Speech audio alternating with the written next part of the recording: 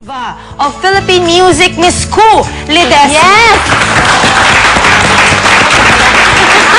May mic pala. Hello! How's everybody? Hello. Nice to be here. Sa akin naman, syempre yung paghihirap, mas lalo kang gustong magpursige, makatapos. And lalo nang nagbigay sa akin ng maraming pangarap, yung ganon, dreams, yung ganon. Pero dahil naranasan ko yung hirap, ayokong hindi ako makatulong dun sa mga humihingi ng tulong sa akin. Kasi nakita ko yung mother ko humihingi rin ng tulong noon. You know, ako rin humingi rin ako ng tulong sa isang auntie ko to finish college.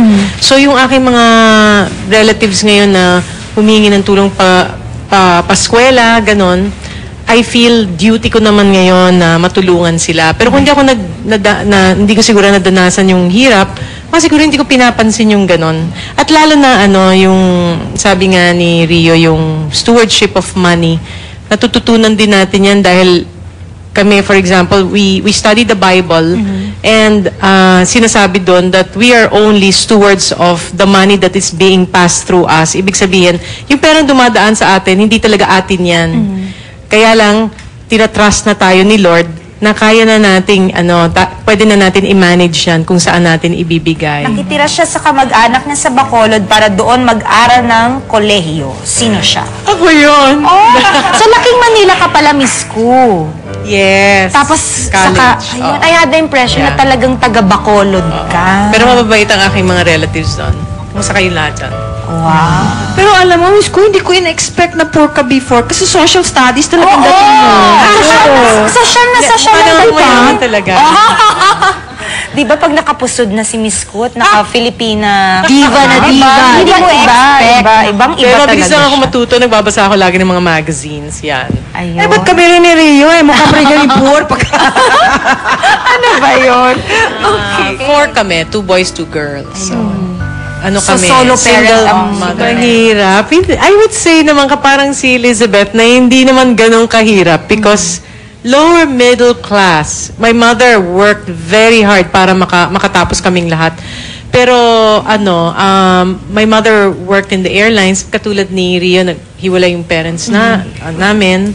So, syempre, pag-iisa lang ang magulang, tapos lahat, 4 kami magkakapatid, talagang mahirap yun. And then my mother also helped her other relatives, yung ganyan. Pero, all in all, that really, siguro, mas gusto ko nga yun sabi ni Elizabeth, yung bang naghirap ka, tapos, Nagpursige. naging successful ka. Iba yung, iba yung values na tinuturo nun, tsaka yung perseverance ba, you learn from. Ako naman, nung batang-bata pa ako, sabi ko gusto ko maging nurse kasi dollars ang kikitain. Punta akong Amerika, yan. Tapos sinapos ko yung nursing kasi I met a very nice aunt na nurse. Ang bait-bait niya. So that left an impression on me. Sabi ko, gusto ko rin maging katulad niya. But I dragged it on till I graduated from nursing and only to find out na hindi pala talaga nursing ang gusto ko. It was architecture. Tapos now you are Pero my mother sort of discouraged me. Kaya lang I also learned a lot from nursing. Yung part na marami palang malulungkot na tao, walang bumibisita, Tsaka lalo na sa mga taking care lang of matatanda. people. Yeah, they taught me a lot about life, But then, as I was graduating from nursing, siguro my 4th or 5th year, kanta na ako ng kanta noon. Sabi ko, bigyan lang ako ng entablado talaga. Ipakikita ko ang galing ko. Yung gano'n, So, but after graduation, I didn't think na magiging singer ako or anything. I was gonna go back to school for architecture. And then, sumulat si Jet Montelibano of Ensalada. Mag-audition daw ako. Wala akong kaalam-alam na buong kanta. Pagkatapos nun, nag-audition ako and that was the start and then we put up the Music and Magic. Yan. Siguro talagang that was the plan of God for me. layo, no? From nursing, architecture, naging singing. Huwag ka naman mag-alala, may music museum Pero ka I'm still doing architecture with I do my own house. I rebuild old houses. I designed all the houses in Hacienda Isabela. Sa Amadeo, Cavite, yung property niya doon. Pero ako maliligaw nun I was only 17. Wow. Tapos nakikain sa amin. Actually, hindi ko makakalimutan kasi ang mami ko, syempre, naka-rasyon. hamburger ang aming ulam, pero mga ganito kalalaki. Talaga, Mini ganito burger. kalaki. Mini burger. Oo. Oh. Nabusog naman po yung ano. Ay, hindi sila pwede mag-complain. Bumalik naman, bumalik. Ay, oo. So, paano nyo napasok ang show business? Paano kayo na-discover? Kinapala namin yung Dumaan ako sa yung 3 sets a night na kumakanta ng Don't Cry For Me Argentina in every set up to 2 o'clock, 3 o'clock in the morning. 4 times a week. Pero it was so much fun kasi marami namang nanonood. Mas masama pag walang nanonood, hindi ba? Pero talagang siguro, iba yung plano ng Panginoon sa aking buhay kasi kung natanggap ako dun sa, nag-audition ako sa Passionata, napapunta ako sa Japan, baka ako naging Japayuki. Hindi, pero iba, hindi ako natanggap dun. So, nireject ako dun. Nireject. Oo. Hindi ako tinanggap. Hindi ako nakapasa dun. Sabi ko, buti na lang. Tapos, nag-audition ako sa band. Miss ko. Ano ba yun? Actually, nung umpisa, nung nachichiz ako na na nag-girl daw ako. Medyo, alam mo, balat sibuyas ako eh. Balat sibuyas ako noon. And I was very naive about show business, yung mga ganyan. So medyo mas naaapektuhan ako noon.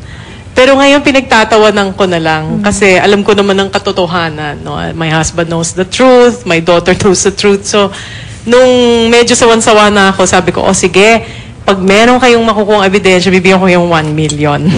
Uy, pwede ba tayo gumawa-gawa ng ebidensya? Saan yung 1 million?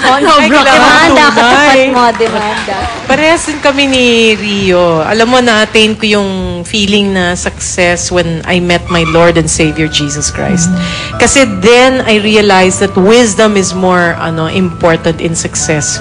Without the knowledge of who our Creator is, kahit ka magpursige, kahit ka gumawa ng 1,000 concerts, kunyari katulad ko, kadami-daming concerts ginagawa, it's not about money. Kasi at the end of your life, pag wala kang favor of the Lord, if you don't have God's favor, pwedeng mawala lahat yon. So really, success is about having the wisdom of God. Kasi then, you will be able to have power in your prayer, and you will be able to pray that your blessings will not be taken away from you. The value of hard work, at saka the value of money, at saka relationships, Pero most of all, the importance of spending time with the Lord. Yung going to church, Bible classes. Kasi para sa akin, pag ang bata marunong tungkol sa Panginoon, hindi siya pwedeng mag-fail eh. We will fail, but not so much, That's why I'm very happy that my daughter became a Christian at the age of 14. Sabay kami noon, nung naghiwalay kami nung husband ko. We were in so much pain, but it was a blessing in disguise kasi our desperation taught us to go to the Lord. And from then on, wala na kaming problema na hindi namin nalulutas. Kasi alam namin, Isabella, matulog kang maaga, okay? Lagi yun na lumalas pa sa bibig ko. Kasi my daughter is so active eh. Ano pa yan? Every night siya, tinker ng tinker sa kanyang, sa piano niya, sa computer niya. Anak, matulog ka ng maaga because it's very important. Para hindi ka magkaroon ng eye bags. No, I always tell my daughter, Isabella, did you spend time with the Lord today? Did you pray? Did you, ganyan. Yes, ma'am. Minsan parang nakakalimutan ko, she's already 21. But I know that I have to start, yung parang letting her go and let her be more responsible on her own. Because I know that bahala si Lord sa kanya. Nandyan yan eh. Hard work and choose to work with the best. Yes, pwede kang kumante kung gusto mo. Sige, dito ba? Dito ba? Ayan. Doon daw. Doon pala.